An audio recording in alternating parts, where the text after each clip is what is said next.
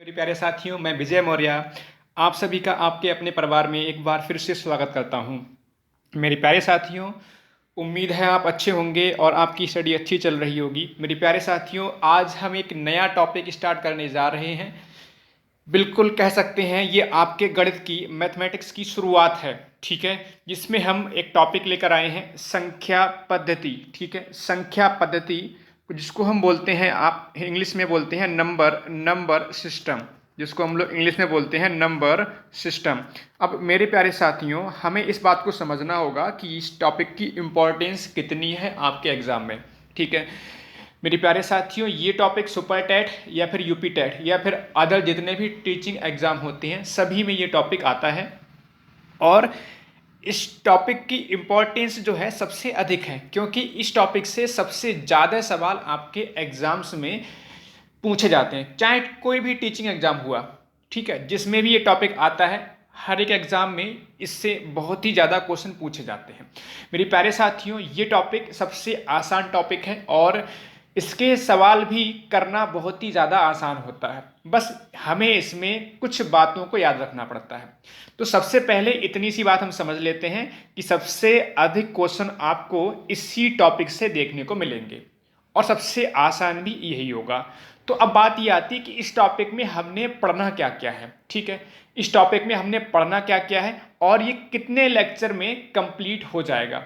तो इसका थोड़ा सा मैं आपको ओवरव्यू दे दे रहा हूं। यहाँ पर आपको स्क्रीन पर दिखाई दे रहा होगा, आपको स्क्रीन पर दिखाई दे रहा होगा, आपके पास कुछ हेडिंग लिखे हुए हैं।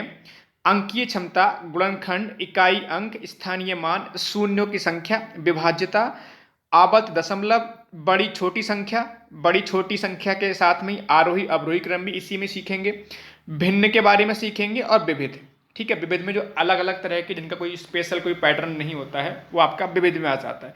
तो अगर आप यहाँ पे देखें काउंट करके, तो 1 2 3 4 5 6 7 8 9 10, मतलब यहाँ पर आपके पास मान के चलो कि एक लेक्चर में आपका लगभग एक ही यहाँ पर कंसेप्ट हम सीख पाएंगे, ठीक है। तो ओवरऑल ये मान के चलो आपके 9 से 10 लेक्चर यहाँ पर जाके होंगे होंगे संख्या पद्धति के, जिसको हम इंग्लिश में बोलते हैं नंबर सिस्टम, ठीक है। तो इस बात को समझिएगा। अच्छा, अब इसमें क्या है, कुछ पॉइंट ऐसे लिखे हुए हैं जो आपके सिलेबस में मेंशन नहीं है। जैसे अगर आप देखोगे तो इकाई का अंक आपका, देखो इकाई का अंक सिलेबस में लिखा नहीं होगा लेकिन क्वेश्चन आते हैं, ठीक है। शून्यों की संख्या भी आपके सिलेबस में लिखा नहीं है लेकिन फिर भी हमको पढ़ना पड़ेगा। ऐसे ही आवर्त दशमलव, ये भी लिखा हुआ नहीं है आपके सिलेबस में, केवल केवल दशमलव लिखा हुआ है। सुपर टेट में केवल और केवल दशमलव लिखा हुआ है, ठीक है मेरे भाई। छोटी बड़ी संख्या भी आपका लिखा हुआ नहीं है लेकिन फिर भी इससे क्वेश्चन आए हैं, आपके टीचिंग एग्जाम्स में क्वेश्चन पूछे गए हैं। भिन्न है, विविध वाला टॉपिक भी नहीं है आपके इसमें, विविध वाला भी हेडिंग आपके उसमें नहीं है। तो अब यहाँ पर इस बात को समझ लीजिए, मैं यहाँ पर सभी चीजों को करा रहा हूं, कोई भी कंसेप्ट यहां पर नहीं छोड़ने वाला। आप इसको अच्छे से पढ़ो, संख्या पद्धति के जितने भी लेक्चर हो उनको अच्छे से आप देखो और हर एक लेक्चर के बाद आपको ये क्विज मिलेगा, उसको जरूर लगाओ भाई, क्योंकि क्विज लगाने के बाद आपका टॉपिक कंप्लीट माना जाएगा। अगर यहाँ पर आप क्या करते हैं ना, लेक्चर देख लेते हैं, लेक्चर देखने के बाद ठीक है आपको चीज़ें समझ में तो आ जाती हैं, लेकिन जब तक आप प्रैक्टिकली नहीं होंगे, मतलब खुद एक टेस्ट नहीं लगाएंगे उस वीडियो पर, उस लेक्चर पर, उस ऑनलाइन लेक्चर पर आधारित, तब तक ये आपको जानकारी नहीं मिलेगी आपने कितना सीख लिया है, ठीक है। तो अगर आप कंप्लीट, ठीक है, कंप्लीट जो है आपके पूरे के पूरे मार्क्स लाना चाहते हो, ठीक है, पूरे के पूरे मार्क्स लाना चाहते हो, तो मेरे प्यारे साथियों इस बात को समझ लीजिए, आपको तैयारी भी उसी लेवल से करनी पड़ेगी, है ना। क्योंकि सीधी सी बात है, आप पूरे मार्क्स लाना चाह रहे हो तो आपको तैयारी भी आपका 100% से ज़्यादा करनी पड़ेगी, ठीक है।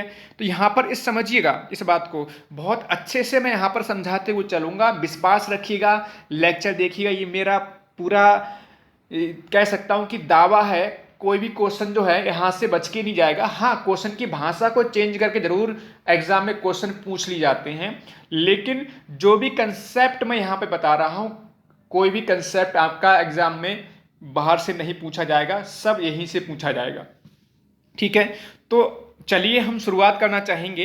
तो यहाँ पर मैंने आपको बता दिया सबसे ज़्यादा इम्पॉर्टेंट इस टॉपिक से, सबसे ज़्यादा इम्पॉर्टेंट टॉपिक यही है, सबसे ज़्यादा क्वेश्चन आपके इसी टॉपिक से पूछे जाते हैं। और देखा जाए तो काफ़ी बड़ा टॉपिक है हमारे पास, 9 से 10 लेक्चर इसमें लग जाएंगे। ठीक है, हर एक लेक्चर जो होगा आपका 30-30, 20-20, कम से कम 20 मिनट का, 30 मिनट का, 40 मिनट का, इस तरह से हमारे पास लेक्चर होंगे। अच्छे से आप देखिएगा और क्विज लगाइएगा। तो चलिए हम सबसे पहले यहाँ पर पढ़ेंगे अंकीय क्षमता के बारे में। आज के लेक्चर में हम लोग यहाँ पर पढ़ेंगे अंकीय क्षमता के बारे में। तो साथियों चलिए अंकीय क्षमता के बारे में जान लेते हैं, क्या है अंकीय क्षमता। ठीक है, तो ये हमारा जो है नंबर सिस्टम का पार्ट 1 है। ठीक है, नंबर सिस्टम का पार्ट 1 में आज हम यहाँ पर डिस्कस करेंगे क्या चीज़, अंकीय क्षमता के बारे में। ये आपका पार्ट 1 है। ठीक है, अंकीय क्षमता आखिरकार है क्या।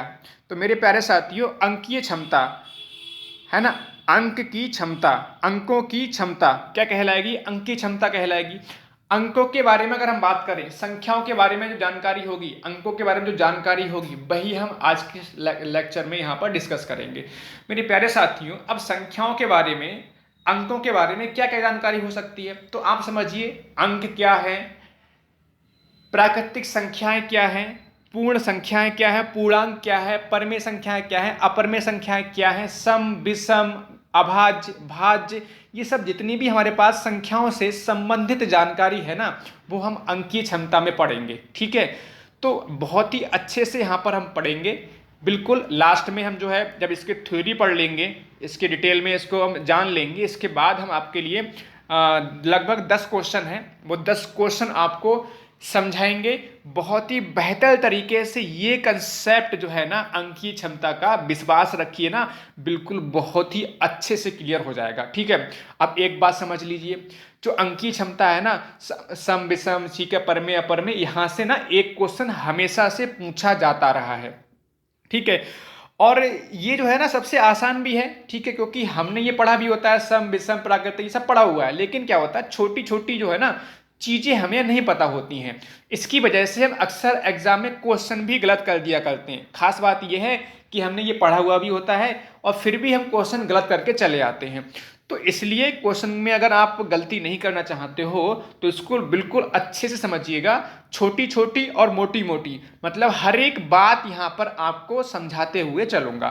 तो मेरे प्यारे साथियों, तो चलिए शुरुआत करते हैं आज के लेक्चर की। तो आपको अगर हम बात करें, सबसे पहले आपको हेडिंग यहाँ पर दिखाई दे रही होगी, क्या दिखाई दे रहा है आपको। ठीक है, क्या लिखा है आपका, अंक लिखा है। तो सबसे पहले हम बात कर लेते हैं अंक क्या है। आप इसको समझने के लिए आप ऐसे देखिए, जैसे मेरे प्यारे साथियों, आपने हिंदी सबने पढ़ी होगी, इंग्लिश भी सबने पढ़ी होगी ना, हिंदी पढ़ी होगी और इंग्लिश भी पढ़ी होगी। अब हिंदी में अगर हम बात करें, सबसे जरूरी चीज क्या है हमारे पास, क्या, वर्णमाला, जिसमें हम क्या पढ़ते हैं, छोटा बड़ा, छोटा छोटा बड़ा, छोटी बड़ी, क्या वर्णमाला पढ़ते हैं, वर्ण पढ़ते हैं। ऐसे इंग्लिश में क्या पढ़ते हैं, ABCD वगैरह पढ़ते हैं, आपको सबको पता होगा, A to Z पढ़ते हैं हम लोग। फिर क्या होता है, ये अक्षर मिलके क्या बनाते हैं, आपके शब्द बनाते हैं। अक्षर मिलके क्या बनाते हैं, शब्द बनाते हैं। इंग्लिश में ये आपका वर्ड हो जाता है, इंग्लिश में क्या होता है, वर्ड हो जाता है। शब्द से क्या बनता है, फिर वाक्य बन जाता है। वर्ड से क्या बन जाता है, फिर सेंटेंस बन जाता है। ठीक है, सेंटेंस से क्या बनता है, आपका पैराग्राफ बनता है। ठीक है, तो इस तरह से फिर आपका स्टोरी बनती है, फिर किताब बन जाती है। मतलब हिंदी और इंग्लिश में सबसे ज़रूरी चीज़ क्या है, जिसको हम वर्ण बोलते हैं, लेटर बोलते हैं। ठीक है, अगर ये लेटर ही ना होते, ना ही हिंदी होती, ना ही हमारे पास इंग्लिश होती ना। इसी तरह से आपका मैथमेटिक्स है मेरे भाई। मैथमेटिक्स में सबसे ज़रूरी चीज़ क्या है, हमारे पास अंक है। अगर ये अंक ही नहीं होंगे तो मैथमेटिक्स ही नहीं होता। अगर ये अंक ही नहीं होते तो ये आपके पास मैथमेटिक्स ही नहीं होता। इन्हीं अंकों पर पूरी की पूरी मैथमेटिक्स हमारी टिकी हुई है। ठीक है, अब यहाँ पर हम बात करें तो कह सकते हो कि पूरी मैथमेटिक्स में हम केवल और केवल यही अंक पढ़ेंगे। इन्हीं अंकों का विस्तार आगे हो गया, संख्याओं में जाके कन्वर्ट हो गए हैं। ठीक है, अब यहाँ पर अगर हम बात करें, अंक कितने हैं आपको दिखाई दे रहे होंगे, 0, 1, 2, 3, 4, 5, 6, 7, 8, 9। मतलब 0 से लेकर आपका, अगर हम 9 तक की बात करेंगे तो ये कहलाते हैं आपके अंक। तो यहाँ पर अगर हम टोटल अंकों की बात करेंगे तो आपके कुल मिला के 10 अंक होते हैं। कुल मिला के आपके 10 अंक होते हैं। इतनी सी बात मेरे प्यारे साथियों आपको समझ में आ गई होगी। ठीक है, इसके बाद आपके पास नेक्स्ट हेडिंग क्या है, नेक्स्ट हेडिंग है आपके पास प्राकृतिक संख्या, जिसको हम बोलते हैं नेचुरल नंबर्स। ठीक है, जो इंग्लिश मीडियम के साथी हैं उनको समझ सकते हैं, इसको बोलते हैं नेचुरल नंबर्स। अब ये क्या है, प्राकृतिक संख्याएं क्या है? प्राकृतिक संख्याएं क्या है? गिनती की संख्याएं प्राकृतिक संख्या कहलाती हैं। गिनती की संख्याएं प्राकृतिक संख्या कहलाती हैं। अब मेरे प्यारे साथियों, गिनती की संख्याएं हमने बचपन में, ठीक है, गिनतियां सीखी हैं। सबसे पहले हमने क्या सीखा था? एक सीखा होगा, फिर दो सीखा होगा, फिर तीन सीखा होगा, फिर चार पाँच, ऐसे करके बचपन में याद आ रहा होगा, क्लास में आपसे खड़े होकर टीचर लोग जो है गिनती कहलवाया करते थे। याद आ रहा होगा कि बच्चों जो है 1 से लेकर 100 तक गिनती कहलवाओ, सभी बच्चों से कहलवाओ। ठीक है, ऐसे होता था। एक बच्चा क्लास में खड़ा होता था और एक से बच्चा एक बोलता था, जो खड़ा बच्चा होता था, फिर क्लास में जो बच्चे बैठे होते थे वो एक बोला करते थे, फिर बच्चा दो बोला करता था, फिर बच्चे दो बोला करते थे। इस तरह से गिनती कहलवाते थे, आपको याद आ रहा होगा। ठीक है, आपके माता पिता ने भी गिनतियाँ इसी तरह से कहलवाई होंगी, याद आ रहा होगा आप सभी को। तो गिनतियाँ जो हैं हमें सिखाई तो 1 से लेकर कहाँ तक गई हैं? 100 तक सिखाई गई थी। लेकिन 1 से लेकर 100 तक की हम साथियों बात करते हैं तो ये बेसिक है। इसके आगे भी गिनती होती है, 101 से लेकर फिर आप 200 तक सीखते हैं गिनतियाँ। फिर 201 से लेकर आप जो है 300 तक सीखते हैं। अल्टीमेट आपको जो गिनती सिखाई जाती है ना, 1 से लेकर 100 तक की सिखाई जाती हैं। जो बाकी जो गिनतियाँ होती हैं, हम जब 1 से लेकर 100 तक की गिनतियाँ सीख जाते हैं तो बाकी जो गिनतियाँ होती हैं हम आसानी से लिख लेते हैं फिर, है ना। बेसिक्स सीख जाएंगे तो फिर हम अपने आप से बना बना के गिनतियाँ आगे की लिख लेते हैं, सीख लेते हैं, कोई दिक्कत नहीं होती है। तो अल्टीमेट बात समझने की यहाँ पर ये है कि गिनतियाँ आपकी केवल 1 से लेकर 100 तक नहीं होती हैं। गिनतियाँ आपकी जो हैं 1 से लेकर अनंत तक होती हैं। अनंत का मतलब होता है मेरे प्यारे साथियों, जिसका कोई अंत नहीं हो रहा। मतलब 1 से लेकर आप गिनती कहते रहो, चलते रहो, लिखते रहो, कभी भी गिनतियाँ आपकी जाके खत्म नहीं होंगी, एंड नहीं होंगी, बस कहते रहो। इसका मतलब, अनंत का मतलब ये होता है। तो इतनी सी बात यहाँ पे समझ में मेरे प्यारे साथियों आ गई होगी। प्राकृतिक संख्याएं क्या हैं? गिनती की संख्याएं हैं, और 1 से लेकर अनंत तक इससे एग्जाम्पल हो गया। अब यहाँ पर नेक्स्ट हेडिंग है हमारे पास पूर्ण संख्याएं। पूर्ण संख्याएं क्या है? प्राकृतिक संख्याओं में अगर हम जीरो को शामिल कर लें, प्राकृतिक संख्याओं में अगर हम जीरो को शामिल कर लें तो आपकी ये पूर्ण संख्याएं बन जाती हैं। पूर्ण संख्याएं बन जाती हैं या फिर पूर्ण संख्याएं कहलाती हैं। मतलब प्राकृतिक संख्या हमने कहाँ से पढ़ी? 1 से लेकर अनंत तक पढ़ी, 1 2 3 4 5 6 अनंत तक। इसमें जीरो आपने पहले और लगा लिया तो ये क्या बन जाएंगी फिर आपकी? ये पूर्ण संख्याएं बन जाएंगी। तो देखो आपका 0 1 2 3 4 5 6 कहाँ तक? अनंत तक। समझ में आ रहा होगा। तो यहाँ पर जीरो जो है हमारा, जो शून्य है, वो आपका प्राकृतिक संख्या नहीं है। इस बात को ध्यान रखिएगा। इस पर क्वेश्चन एग्जाम में पूछा भी गया है, किसी एग्जाम में क्वेश्चन आया है ये। ठीक है, जीरो जो है हमारा प्राकृतिक संख्या नहीं है। क्या है हमारा? जीरो हमारा पूर्ण है। ठीक है, इतनी सी बात सभी साथियों को यहाँ पे समझ में आ गई होगी। अब भाई और आगे बढ़ते हैं, हम थोड़ा सा देखते हैं अगला हेडिंग क्या है। अगला हेडिंग हमारे पास पूर्णांक। तो पूर्णांक क्या है? क्या लिखा है? धनात्मक प्राकृतिक संख्याएं, ऋणात्मक प्राकृतिक संख्याएं तथा शून्य का समूह आपका पूर्णांक कहलाता है। ठीक है, जैसे आपकी प्राकृतिक संख्याएं 1 से लेकर अनंत तक हो गई तो ये आपकी धनात्मक प्राकृतिक संख्याएं हैं। ठीक है, इसमें आपने ऋणात्मक प्राकृतिक संख्याएं और शामिल कर ली, जिसमें क्या? माइनस का साइन लगाओ, और शून्य को भी शामिल कर लिया। मतलब माइनस की संख्याएं, प्लस की संख्याएं और शून्य, मतलब सबको मिला के बनता है पूर्णांक। पूर्णांक से आप इसको ऐसे भी समझ सकते हो, पूर्ण अंक। पूर्णांक का मतलब क्या हो गया? पूरा अंक। पूरा अंक से मतलब माइनस में हो जाए कोई दिक्कत नहीं है, प्लस में हो जाए तो भी कोई दिक्कत नहीं है, जीरो भी हो सकता है, लेकिन पॉइंट में ना हो और भिन्न में ना हो। ठीक है, पॉइंट में ना हो और भिन्न में ना हो, तो वे सभी संख्या क्या कहलाएंगी? आपकी पूर्णांक। तो पूर्णांक यहाँ पर कैसा हो सकता है? धनात्मक भी हो सकता है, ऋणात्मक भी हो सकता है, और शून्य भी हो सकता है। इतनी सी बात समझ में आ गई। तो यहाँ से हमने क्या सीखा? 1 से लेकर अनंत तक की हम बात करेंगे तो हमारी क्या कहलाती हैं? प्राकृतिक संख्याएं। 0 से लेकर अनंत तक की कहलाती हैं आपकी पूर्ण संख्याएं, और माइनस, प्लस और जीरो सब संख्याओं को मिलाकर कहलाती हैं आपकी पूर्णांक। तो यहाँ पर हमने इस तरह से ये बातें सीखी। चलो मेरे प्यारे साथियों, हम और आगे बढ़ते हैं, चीज़ों को और अच्छे से समझने का प्रयास करते हैं। देखते हैं नेक्स्ट हेडिंग क्या है। तो नेक्स्ट हेडिंग हमारे पास है सम संख्याएं। तो सम संख्याओं का ध्यान रखेंगे। वे संख्याएं जो 2 से पूर्णतः विभाजित हो जाती हैं सम संख्याएं कहलाती हैं।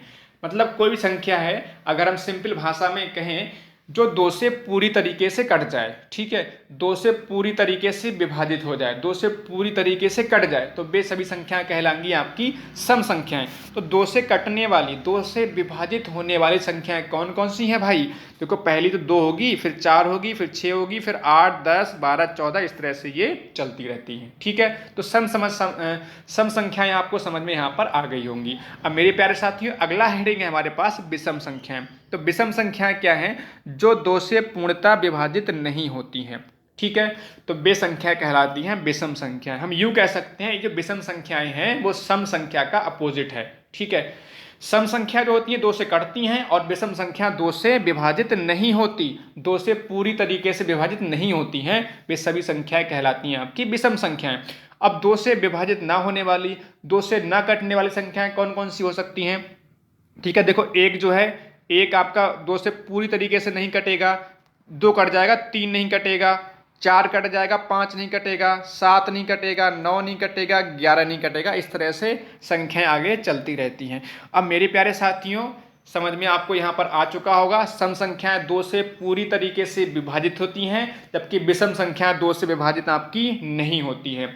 तो यहाँ पर जो आपको पॉइंट याद रखना है कि जो है सबसे छोटी सम संख्या कौन सी है, तो यहाँ पर आंसर याद रखेंगे, सबसे छोटी सम संख्या आपकी 2 है, जबकि सबसे छोटी विषम संख्या आपकी 1 है। मेरे प्यारे साथियों, जब मैं ऑफलाइन क्लास में पढ़ा रहा होता हूँ तो मैंने ऐसा कई बार क्लास में क्वेश्चन ये पूछ के देखा है कि सबसे छोटी विषम संख्या क्या है, तो 90% जो साथी होते हैं हमारे, वो 3 जवाब देते हैं, कहते हैं सबसे छोटी विषम संख्या 3 बोल देते हैं, लेकिन ऐसा नहीं है, सबसे छोटी विषम संख्या आपकी 1 है। इस बात को बहुत ही अच्छे से समझ लीजिए और इस बात को ध्यान रखिएगा, क्योंकि ऑप्शन जो है एग्जाम में आपका अगर पूछा गया कि सबसे छोटी विषम संख्या क्या है, तो ऑप्शन आपको 3 भी मिलेगा, 1 भी मिलेगा, तो डाउट नहीं होना चाहिए। सबसे छोटी 2 से ना कटने वाली संख्या कौन सी है? 1 है, इसलिए सबसे छोटी विषम संख्या क्या हो जाएगी यहाँ पर? आपकी 1 हो जाएगी। और सबसे छोटी सम संख्या कितनी है? यहाँ पर 2 है। इतनी सी बात समझ में आ गई। तो यहाँ पर एक बात ध्यान रखेंगे, सम और विषम एक दूसरे के अपोजिट होते हैं। चलो मेरे प्यारे भाइयों, अब और आगे बढ़ते हैं, ठीक है, चीज़ों को और समझने का प्रयास करते हैं। नई हेडिंग आपके सामने लिखी है, अभाज्य संख्याएं और भाज्य संख्याएं। तो अभाज्य और भाज्य एक दूसरे की उल्टी होती है। तो सबसे पहले देखो अभाज्य संख्याएं क्या है, बहुत ही ज्यादा इंपॉर्टेंट है। वे संख्याएं जो केवल स्वयं तथा वंश से विभाजित हों, अभाज्य संख्याएं कहलाती हैं। वे संख्याएं जो केवल स्वयं तथा वंश से विभाजित हों, अभाज्य संख्याएं यहाँ पर कहलाती हैं। पहली आप देखो, पहली संख्या कौन सी है यहाँ पर अभाज्य? 2, 3, 5, 7, 11, 13। अब इसका मतलब क्या समझ लो। देखो, वे संख्या जो केवल स्वयं और वंश से विभाजित होती हैं। अब यहाँ पर समझिए, जितनी भी हमारे पास संख्याएं हैं ना, जितनी भी हमारे पास संख्याएं हैं, सभी संख्याएं 1 से कटती ही कटती है और स्वयं से भी कटती है। जैसे मान लो आपने 8 लिखा, तो 8 1 से भी कटेगा और स्वयं का मतलब 8 से भी कटेगा। आपका 7 है, एक तो वंश से कटेगा और आपका 7 से भी कटेगा। तो ये तो कंडीशन है, ये तो आप समझ में आ रहा हो। कोई भी संख्या है वो वंश से और स्वयं से तो कटती ही कटती है, लेकिन यहाँ पर एक शब्द इस्तेमाल करा गया, केवल। केवल का मतलब वन और स्वयं के अलावा किसी अन्य संख्या से ना कटे। अगर हम सीधी सीधी भाषा में, सिंपल भाषा में बात करना चाहें तो ये कह सकते हैं, वे संख्या जो किसी और संख्या से ना कटे, किसी और संख्या से ना कटे, किसी अन्य संख्या से ना कटे, ठीक है। तो कौन कौन सा एग्जाम्पल है? जैसे हम बात करें यहाँ पर 2 की बात करें, जैसे हम 2 की बात करें यहाँ पर, ठीक है, तो पहला एग्जाम्पल आपका 2 है। 2 देखो आपका केवल वंश से कटेगा और किससे कटेगा? 2 से। देखो जरा, और किसी नंबर से कट रहा है क्या?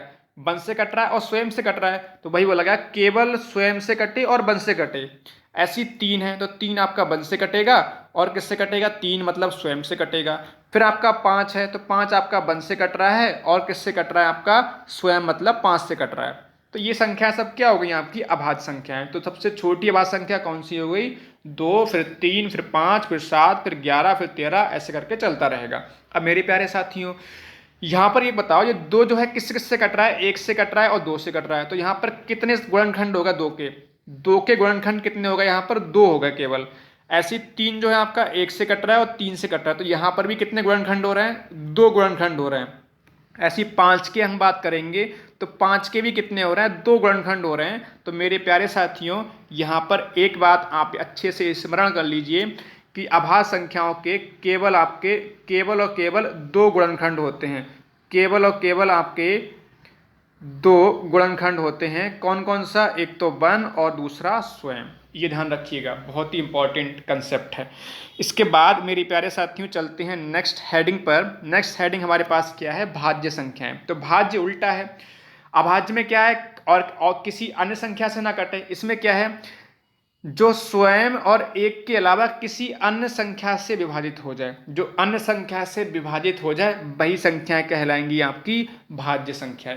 अब अन्य संख्या से विभाजित का मतलब क्या है, 1 से और स्वयं से तो कटती हैं, इसके अलावा किसी अन्य संख्या से कट जाए। ठीक है, तो अन्य संख्या से आपके पास एग्जाम्पल है, पहला देखो 4, सबसे छोटी होती है 4। 4 देखो 1 से कटता है और 4 से कटता है। इसके अलावा कह रहे हैं, इसके अलावा अन्य संख्या, अन्य से कौन सा, 2 से विभाजित हो रहा है, इसलिए क्या हो गया, ये भाज्य। ठीक है, 4 के अलावा किससे कट गया, ये 2 से कट गया। ऐसी 6 देखो 3 से भी कट जाएगा, 2 से भी कट जाएगा, कट गया। 8 भी कट जाएगा, 9 भी कट जाएगा, 10 भी। इस तरह से चीजें होती हैं, मतलब किसी अन्य संख्या से कट जाए। अब यहाँ पर देखो इंपॉर्टेंट पॉइंट याद रखना है, इसमें कम से कम आपके कम से कम 3 गुणनखंड होने चाहिए। कम से कम कितने गुणनखंड होने चाहिए, 3 गुणनखंड होने चाहिए। 3 से अधिक हो सकते हैं भाई।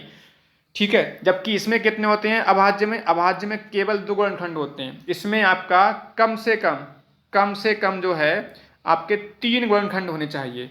जैसे अगर 4 की बात करो तो 4 में 1 से कटेगा, 2 से कटेगा और 4 से कटेगा, तो गुणनखंड कितने हो गए, इसमें 3 हो गए।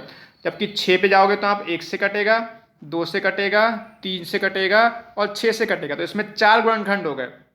तो क्या बोला गया है, 3 या उससे अधिक। कम से कम 3 का मतलब क्या हो गया, 3 हो सकते हैं या फिर उससे अधिक हो सकते हैं। तो इतनी बात सबको समझ में आ गई होगी, तो ये वाला पॉइंट आपको पता होना चाहिए। अब यहाँ पर आ जाओ सह अभाज्य संख्याएं।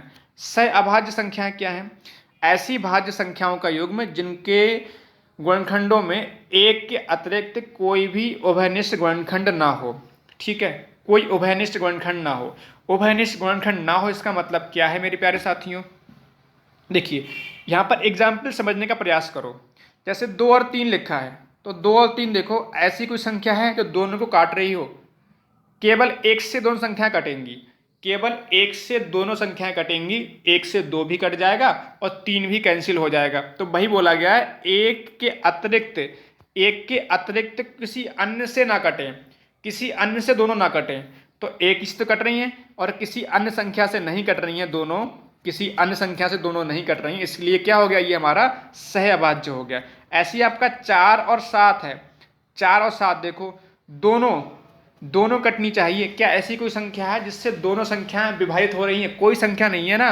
तो ये भी आपका एग्जाम्पल में आ गया, 4 5 हो गया, ऐसे करके। अगर मैं बोलूं भाई जो है 4 और 6, 4,6 सहअभाज्य होगा नहीं होगा, तो 4 और 6 सहअभाज्य नहीं होगा। क्यों नहीं होगा, क्योंकि ये दोनों संख्याएं जो हैं 2 से कट जाएंगी, दोनों संख्याएं जो हैं 2 से कट जाएंगी। ऐसी मान लो मैंने लिख दिया 8 और 12 लिख दिया, देखो ये 2 से भी कट जाएंगी, 4 से भी कट जाएंगी दोनों संख्या, तो ये भी आपकी सहअभाज्य नहीं होंगी। तो सहअभाज्य संख्या क्या है, जो किसी संख्या से दोनों ना कटे। दोनों की बात हो रही है, एक की बात नहीं हो रही है। दोनों संख्याएं जो है किसी एक संख्या से ना कटें। ठीक है, समझ में यहाँ पर आ चुका होगा। चलो और आगे बढ़ते हैं। अब नेक्स्ट हेडिंग इंपॉर्टेंट है, परमेय संख्याएं। ठीक है, तो परमेय संख्याएं क्या हैं, वे संख्याएं जिनको हम P/Q के रूप में लिख सकते हैं, परमेय संख्याएं कहलाती हैं। P तथा Q पूर्णांक है, जबकि Q शून्य नहीं होना चाहिए। P/Q का मतलब क्या है मेरे प्यारे साथियों, P/Q का मतलब है वे संख्याएं जिनको हम अंश बटे हर के रूप में लिख सकते हैं।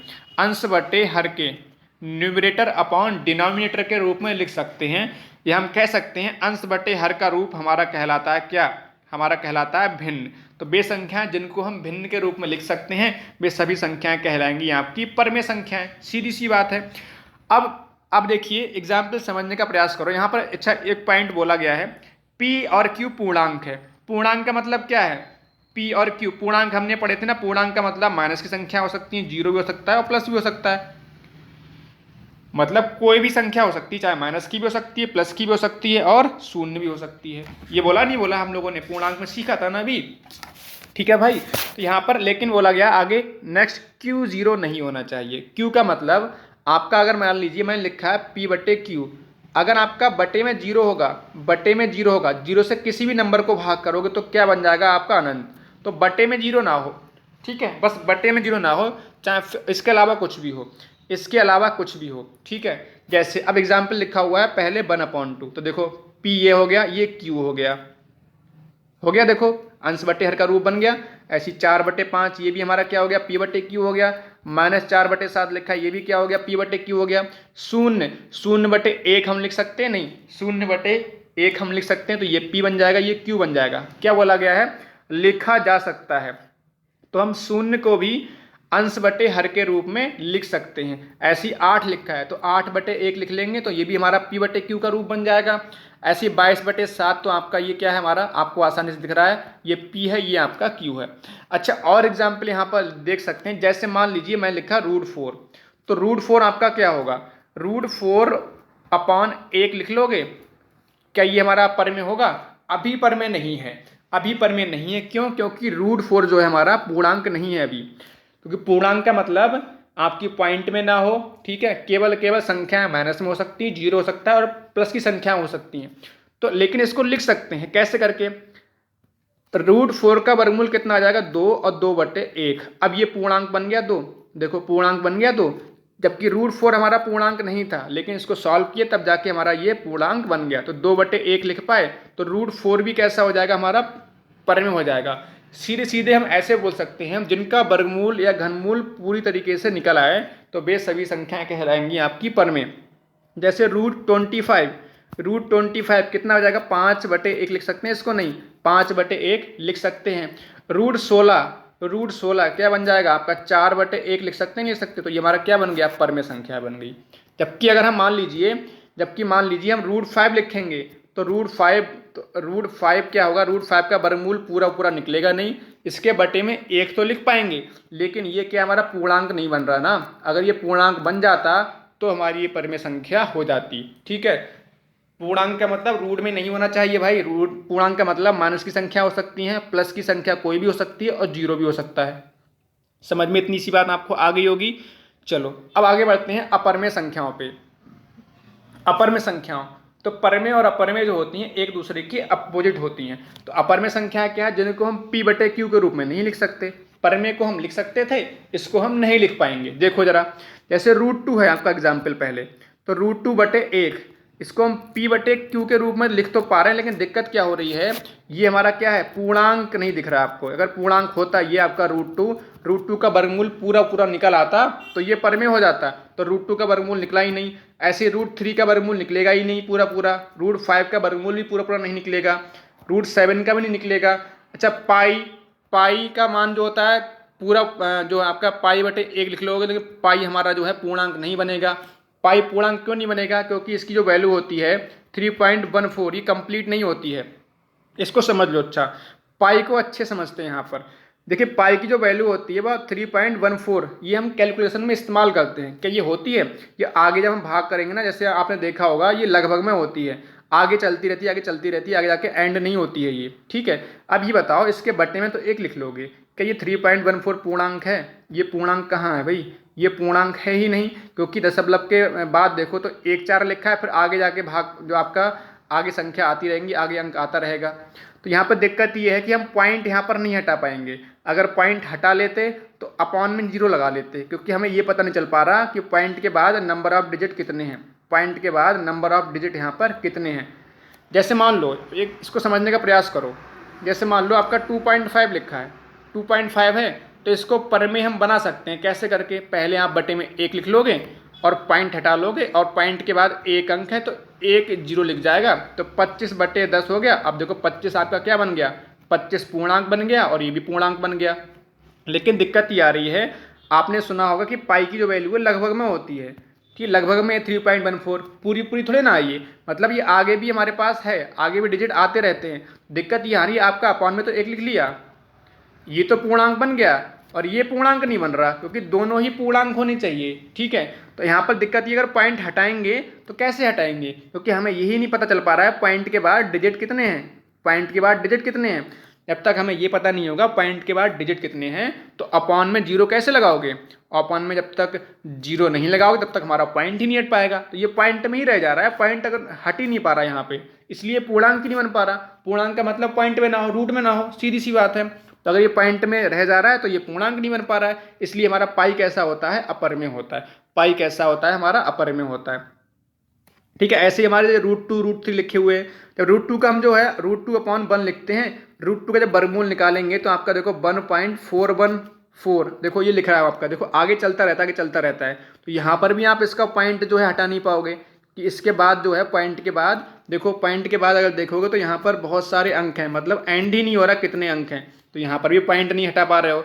ऐसे ही √3 में क्या है 1.73205008, आगे चलते रहोगे, आगे चलते रहोगे तो यहाँ पर भी क्या होगा, आपका पॉइंट नहीं हट पाएगा, क्योंकि हमें यहाँ पर ये जानकारी नहीं हो पा रही है कि पॉइंट के बाद डिजिट कितने हैं, ठीक है। तो यहाँ पर √3 भी हो गया। तो मुझे उम्मीद है कि आपको समझ में यहाँ पर आ गया होगा। तो सीधे सीधे अगर मैं यहाँ पर करूँ तो 22/7 तो हमारा क्या होगा, 22/7 हमारा पर में होगा, क्योंकि ये अंश बन गया, ये हर बन गया, 22 पूर्णांक है, 7 भी पूर्णांक है। लेकिन जब पाई की बात होगी तो पाई हमारा कैसा है, पाई हमारा अपर में है, इस बात को ध्यान रखिएगा। 22/7 पर में है और पाई कैसा है, हमारा अपर में है, ठीक है। क्वेश्चन पूछा गया है पाई क्या है, पाई कैसा है, पर में है अपर में है, पूछा गया है आपकी यूपी टेट सुपर टेट में, तो ध्यान रखिएगा, अच्छा ये क्वेश्चन है, ठीक है। तो यहाँ पर क्या रखेंगे, एक तो हमारा 22/7 पर में है और पाई कैसा है, अपर में है। इसके बाद शून्य कैसा है, तो हमने शून्य कैसा है, 0/1 लिख सकते हैं, नहीं लिख सकते, 0/1 लिख सकते हैं, 0 भी पूर्णांक है और 1 भी पूर्णांक है, तो शून्य कैसा है, हमारा पर में है, ठीक है, पर में हो गया, ठीक है। इस तरह से चीज़ें आपको समझ में आ गई होंगी। अब मेरे प्यारे साथियों चलिए यहाँ पर चलते हैं क्वेश्चंस पर, तो पहला क्वेश्चन क्या है, निम्न में से कौन सा कथन असत्य है, ठीक है। इसका मतलब आपके पास 3 सही होंगे और 1 गलत होगा। कौन सा कथन असत्य का मतलब क्या है, 3 सही होंगे और आपका 1 गलत होगा। तो हमें देखना है गलत कौन सा है। 0 एक पूर्णांक है, ठीक है, 0 पूर्णांक है। 0 पूर्ण संख्या है, 0 पूर्ण संख्या है।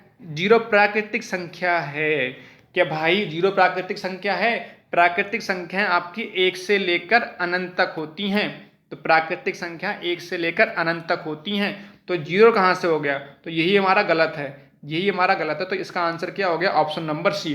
जबकि अगर पूर्णांक की बात करते हैं तो पूर्णांक में माइनस की संख्या होती हैं, 0 भी होता है और प्लस भी होती है, जबकि पूर्ण में आपका 0 से लेकर अनंत तक होती हैं, ठीक है। 0 एक परमेय संख्या है, अभी बताया था कि 0/1 लिख लोगे, जिनको बट्टे में लिख पाओगे वे परमेय संख्या होती है, नहीं होती हैं, जिनको बट्टे में लिख पाते हैं वे सभी संख्या परमेय होती हैं। तो परमेय संख्या है 0, बिल्कुल सही है। 0 पूर्णांक है, ये भी सही है। 0 पूर्ण संख्या, ये भी सही है।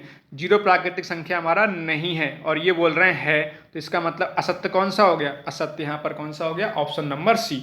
चलो मेरे प्यारे साथियों अगले क्वेश्चन पे चलते हैं। ये रहा अगला सवाल, सबसे छोटी सम संख्या। तो सबसे छोटी सम संख्या क्या होती हैं, वे संख्याएं जो 2 से पूरी तरीके से विभाजित हो जाती हैं। सबसे छोटी कौन सी होती है, 2 से कटने वाली कौन सी होगी, 2 ही तो होगी।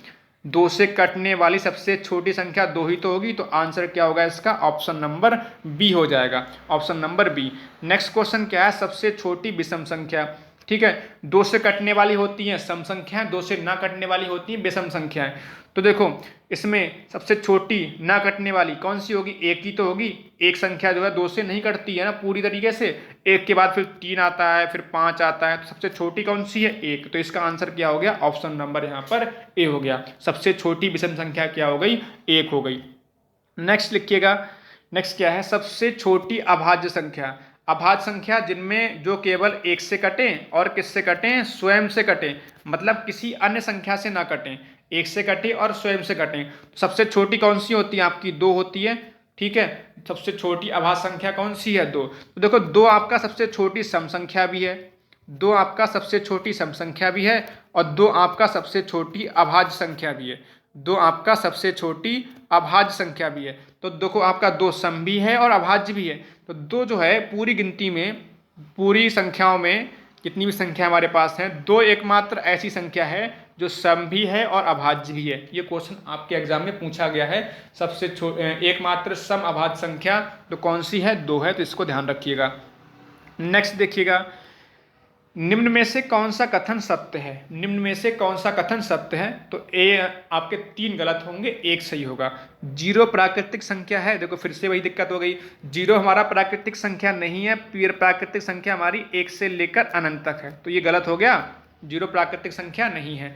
अच्छा, 0 ना ही धनात्मक है ना ही ऋणात्मक है, ठीक है, 0 ना ही धनात्मक है ना ही ऋणात्मक है। ध्यान रखेंगे, 0 ना ही पॉजिटिव है ना ही नेगेटिव है, ये वाला सही है, ये वाला सही है, ठीक है। 0 एक परमेय संख्या है, तो 0/1 हम लिख सकते हैं, जिनको हम बट्टे में लिख सकते हैं परमेय संख्या है, तो दूसरा भी सही हो गया, मतलब बी और सी दोनों सही हो गए। तो ऑप्शन नंबर यहाँ पर डी होगा, क्योंकि ऑप्शन नंबर डी में बोला गया है बी और सी दोनों सही हैं, बी और डी दोनों सही हैं। तो इसका आंसर क्या होगा मेरे प्यारे साथियों, मेरे प्यारे दोस्तों? क्या हो गया इसका? हाँ, इसका आंसर हो गया ऑप्शन नंबर डी। सबको समझ में आ गया होगा। इसमें क्या पूछा था? कौन सा सत्य है? तो ये तो हमारा गलत हो गया, ये सही हो रहा था, ये सही हो रहा था, फिर उन्होंने क्या बोल रखा है? डी वाले में बी और सी दोनों, तो दोनों सही है, इसका मतलब एक्यूरेट कौन सा होगा? इसका डी वाला होगा, ठीक है। नेक्स्ट देखिए question number 6, next question number 6, ठीक है।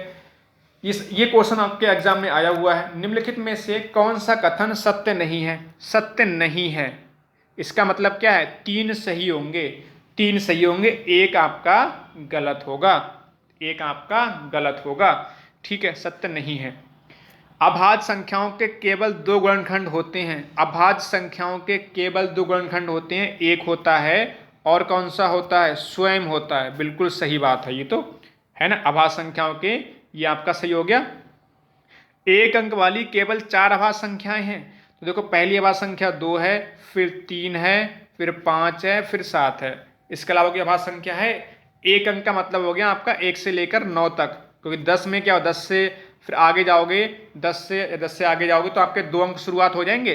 तो एक अंक वाली केवल 4 अभाज्य संख्याएं, ये भी सही है, ठीक है, ये भी सही है। सभी अभाज्य संख्याएं विषम संख्याएं होती हैं, ये कह रहे हैं जितनी भी अभाज्य संख्याएं होती हैं सबके सब विषम होती हैं। लेकिन अगर पहली बात करें, पहली कौन सी है? अभाज्य संख्या 2 है। 2 कैसा है हमारा? 2 हमारा सम है, विषम है, 2 हमारा सम है। और ये कह रहे हैं सभी अभाज्य संख्याएं विषम होती हैं। 2 हमारी अभाज्य संख्या है, क्या ये हमारी विषम है? नहीं है ना, ये कैसी है? सम है। तो ये आपका क्या हो गया? गलत हो गया। और यही हमसे पूछा गया कौन सा सत्य नहीं है, तो इसका जो आंसर होगा, इसका आंसर होगा ऑप्शन नंबर कौन सा होगा? ऑप्शन नंबर सी होगा। ये सही नहीं है, ठीक है। अभाज्य संख्याएं सम भी हो सकती हैं, सम भी और विषम दोनों हैं, ठीक है, हो सकती हैं। अभाज्य संख्याएं अपरिमित रूप से अनेक होती हैं, ऑप्शन नंबर डी क्या है? अभाज्य संख्याएं अनेक होती हैं, नहीं होती हैं, अपरिमित रूप से अनेक ही तो होती हैं, तो ये भी सही है। तो कौन सा कह रहा है? सत्य नहीं है। तो कौन सी बात सत्य नहीं है? सभी अभाज्य संख्याएं विषम संख्याएं होती हैं, ठीक है, सभी अभाज्य संख्याएं विषम संख्याएं नहीं होती। क्यों नहीं होती? क्योंकि अगर हम बात करते हैं अभाज्य संख्याओं की, तो 2 हमारा कैसा है? सम है, जबकि 3 हमारा विषम है, 5 कैसा है? विषम है, ठीक है। तो इस तरह से इसका आंसर क्या हो गया? सी हो गया। तो मेरे प्यारे दोस्तों, अगला क्वेश्चन ये रहा आपकी स्क्रीन पर, इसका जवाब देखेंगे क्या होगा। निम्न में से कौन सा कथन सत्य है? मतलब 3 गलत होंगे और 1 सही हो गया, ठीक है, 3 गलत होंगे और 1 यहाँ पर सही होगा। क्या बोला गया? एक भाज्य संख्या विषम हो सकती है। कह रहे हैं जो भाज्य संख्या है क्या विषम हो सकती है? भाज्य संख्या कौन कौन सी? 4, पहली कौन सी? 4, फिर 6, फिर 8, फिर 9, फिर 10, ये क्या हमारी भाज्य संख्याएं हैं। क्या इनमें कोई विषम संख्या है? विषम कौन सी है? जो 2 से ना कटे, 2 से ना कटने वाली कौन सी है आपकी? 9 है ना, 2 से ना कटने वाली संख्या विषम होती हैं। ये कह रहे हैं एक भाज्य संख्या विषम हो सकती है, एक भाज्य संख्या बिल्कुल विषम हो सकती है। देखो 9 हमारा विषम है, नहीं है, ये हमारी सम है, आगे जाओगे तो आगे भी इस तरह से मिलेंगी। ये कैसा है हमारा? विषम। तो एक भाज्य संख्या विषम हो सकती है, इसका मतलब ये सही है, तो यही हमारा आंसर हो जाना चाहिए था, ठीक है। बाकी ऑप्शन भी हम यहाँ पे चेक कर लेते हैं, क्योंकि इसमें सत्य पूछा गया था, तो पहला ऑप्शन आपको कैसा है? सही है। दूसरा वाला चेक कर लेते हैं, कोई सम अभाज्य नहीं है। कह रहे हैं कोई भी सम संख्या अभाज्य नहीं है, जबकि सम संख्या छोटी वाली कौन सी है? 2, और अभाज्य भी कौन सा होता है? 2। तो बताया था ना मैंने, 2 एकमात्र ऐसी संख्या है जो सम भी है और अभाज्य भी है, जबकि ये बोल रहे हैं कोई सम संख्या अभाज्य नहीं है। भाई ऐसे कैसे अभाज्य नहीं है? 2 आपका है, 2 आपका सम भी है और अभाज्य भी है, तो ये गलत हो गया, ठीक है। फिर कह रहे हैं दो अभाज्य संख्याओं का योगफल सदैव अभाज्य संख्या होता है। अभाज्य संख्याओं को जोड़ो, दो अभाज्य संख्या कोई ले लो, जैसे दो पहली अभाज्य संख्या है, फिर आपका अभाज्य संख्या कितनी है, फिर 3, फिर 5, फिर 7। ठीक है।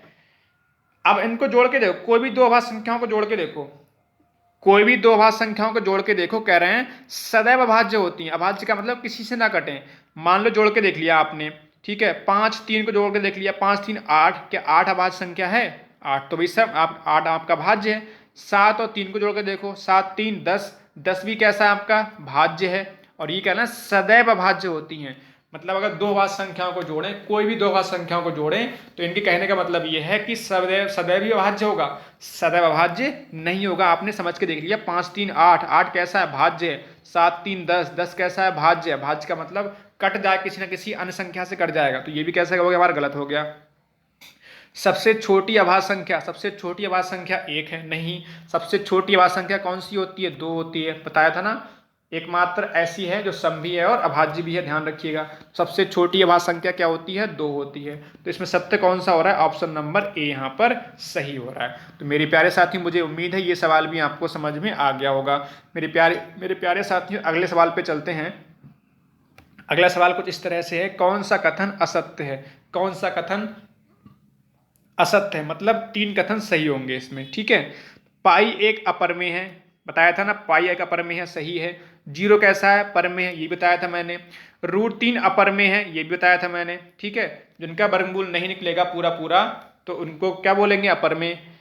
जबकि कह रहे हैं √16 अपरमेय है। √16 भाई अपरमेय नहीं है, क्योंकि इसका वर्गमूल कितना निकल आएगा? 4, और 4/1 लिख लेंगे तो ये हमारा क्या बन गई? भिन्न। जिनको हम भिन्न में लिख सकते हैं वे क्या होती हैं? परमेय होती हैं। इन्होंने क्या बोला है? अपरमेय बोला है। ये कैसी है भाई? √16 परमेय है। तो गलत कौन सा हो गया आपका? डी। तो भाई पूछा गया असत्य कौन सा है? असत्य कौन सा है? असत्य हमारा ऑप्शन नंबर डी है। तो इस सवाल का जवाब क्या होगा? इस सवाल का सही जवाब होगा ऑप्शन नंबर डी, क्योंकि बाकी ए बी सी कैसे हैं? तीनों सही हैं। और हमसे असत्य पूछा गया था, तो असत्य कौन सा है? ऑप्शन नंबर यहाँ पर डी है। ठीक है। नेक्स्ट क्वेश्चन नंबर 9 कह रहा है एकमात्र सम अभाज्य संख्या, बताए थे ना, एकमात्र सम अभाज्य संख्या कौन सी है? 2 है ना। 2 सम भी है और अभाज्य भी है, इसके अलावा कोई संख्या ऐसी नहीं है जो सम अभाज्य दोनों हो। ठीक है। नेक्स्ट क्वेश्चन ये रहा, सबसे छोटी विषम अभाज्य संख्या, ऐसी कौन सी संख्या है जो विषम भी है और अभाज्य भी है? सबसे छोटी। तो विषम कौन कौन सी होती है? 1 3 5 7, मतलब 2 से ना कटे। अभाज्य कौन सी है? पहली अभाज्य आपकी कौन सी है? पहली अभाज्य कौन सी है? 2। फिर अगली अभाज्य संख्या कौन सी है? 3। ऐसे चलते रहेंगे, 5, फिर आगे। ठीक है। तो सबसे छोटी कौन सी है जो विषम भी है और अभाज्य भी है? तो देखो, विषम और अभाज्य कौन कौन सी है? केवल और केवल कौन सी छोटी है? आपका 3 है। सबसे छोटी विषम अभाज्य संख्या कौन सी है? 3 है। तो ऑप्शन नंबर यहाँ पे क्या हो गया? बी सही होगा। ठीक है। हालांकि विषम अभाज्य संख्या और भी होंगी, लेकिन सबसे छोटी कौन सी है? 3। तो 3 आपकी सबसे छोटी विषम अभाज्य संख्या है। तो इस तरह से हमने यहाँ पर मेरे प्यारे साथियों 10 सवाल किए, और हमने जितने भी हमने छोटी छोटी बातें थी यहाँ पर सीखी। ठीक है। तो अगर मैं बात करूं यहाँ पे फिर से ओवरव्यू की, तो पूर्णांक है। सबसे पहले अंक हम लोगों ने पढ़ा था, ध्यान से देखिएगा, फिर से यहाँ पर रिव्यू कर लेते हैं। अंक में हमने क्या पढ़ा था? 0 से लेकर आपके कहाँ तक? 9 तक। कितने अंक होते हैं आपके? 10 अंक होते हैं। फिर हम लोगों ने पढ़ा था प्राकृतिक संख्याएं। प्राकृतिक संख्याएं क्या होती हैं? 1 से लेकर अनंत तक। प्राकृतिक संख्या क्या होती है? 1 से लेकर अनंत तक। फिर हम लोगों ने पढ़ा पूर्ण संख्याएं। पूर्ण संख्याओं में क्या होगा? 0 से लेकर कहाँ तक? अनंत तक। बताए थे ना।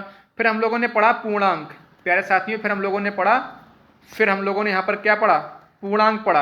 और पूर्णांक क्या होता है आपका? माइनस की संख्याएं, और 0 और आप कहाँ तक? प्लस की संख्या, ये सब होती हैं। ठीक है। इसके बाद हम लोगों ने क्या पढ़ा? सम संख्याएं पढ़ा। सम संख्याएं कौन सी होती हैं? 2 से विभाजित हो जाएं, 2 से विभाजित। सबसे छोटी सम संख्या कौन सी? 2, फिर 4, फिर 6, ऐसे करके। फिर विषम संख्या हम लोगों ने पढ़ी। विषम संख्याएं 2 से विभाजित ना हो तो कौन कौन सी? पहली 1, फिर 3, फिर 5, ऐसे करके चलते रहेंगे। ठीक है। फिर हम लोगों ने पढ़ा अभाज्य संख्याएं। अभाज्य संख्या क्या होती हैं? जो किसी अन्य संख्या से ना कटें। तो किसी अन्य संख्या से ना कटने वाली पहले 2 है, फिर 3 है, फिर 5 है, फिर 7 है, ऐसे करके। फिर हम लोगों ने पढ़ा भाज्य संख्याएं। भाज्य संख्या का मतलब जो किसी अन्य संख्या से कट जाए। तो अन्य संख्या से कटने वाली सबसे पहली कौन सी है? फिर 4, फिर 6, फिर 8, ऐसे करके हम लोगों ने पढ़ लिया। इसके बाद हम लोगों ने पढ़ा था सहअभाज्य। तो सहअभाज्य क्या था? जिनमें ऐसे दो संख्या जिनमें केवल और केवल 1 से भाग जाए, जैसे 2 और 3 1 से भाग जा रहा है दोनों में। 4 और 6 सहवाज होगा? सहवाज नहीं होगा क्योंकि इसमें 2 से भाग चला जा रहा है। 15 और 20 सहवाज होगा? नहीं होगा क्योंकि इसमें 5, दोनों में 5 से भाग चला जा रहा है। मतलब दोनों में किसी संख्या से भाग ना जाए, मतलब 1 से भाग जाएगा और किसी संख्या से भाग ना जाए, तो ऐसे जो पेयर होते हैं वो सहवाज्य कहलाते हैं। ठीक है, इसके बाद हम लोगों ने पढ़ा परमेय संख्याएं। तो परमेय संख्या जिनको हम P/Q के रूप में लिख सकते हैं। ठीक, जैसे हमारा 2, 3, 4/5, ठीक है, 8/9, ये सब क्या होती है? परमेय संख्या होती हैं। तो ध्यान रखेंगे 0 हमारा परमेय संख्या है, 22/7 भी हमारा कैसा है? परमेय संख्या है। या फिर जिनका वर्गमूल निकला है, जैसे आपका √4, √16, रूट आपका 25, √36, ये सब क्या होंगे? आपकी परमेय संख्याएं होंगी। जबकि अपरमेय संख्याओं की हम लोग बात करें तो हमारा क्या होता है? पाई होता है, √2 होता है, इसका वर्गमूल निकलेगा नहीं पूरा पूरा, √3 है, इसका वर्गमूल पूरा निकलेगा नहीं, √5 है, इसका वर्गमूल पूरा निकलेगा नहीं। तो ये सब क्या हो गई? हमारी अपरमेय संख्या हो गई। ये क्या हो गई? हमें सब हमारी अपरमेय संख्या हो गई। तो मेरे प्यारे साथियों, मेरे प्यारे दोस्तों, ये आपने आज के लेक्चर में जो अपने संख्याओं वाला अंकीय क्षमता का, ठीक है, अंकीय क्षमता का हमने यहाँ पर जो पहली हेडिंग थी अंकीय क्षमता, इसको हमने यहाँ पर अच्छे से सीख लिया है। फिर भी अगर आपको कोई डाउट है, ठीक है, फिर भी आपको कोई डाउट है तो आप जो है आपका जिस नाम से आपका बैच है उसी नाम से आपका एक चैटिंग ग्रुप बना रखा है, वहाँ पर आप हमसे डिस्कस कर सकते हैं। तो मेरे प्यारे साथियों, हंसते रहिए, मुस्कुराते रहिए और अच्छे से स्टडी करते रहिए। सीखने का प्रयास करो, जितना सीखने का प्रयास करोगे उतना ही आपके लिए बेहतर होगा, क्योंकि सीखने से ही आपको नंबर बढ़ेंगे। जितना अगर सीख लेंगे उतने ही आपके मार्क्स अच्छे आएंगे। तो चलते हैं, हंसते रहिएगा, मुस्कुराते रहिए। सभी को बहुत बहुत धन्यवाद।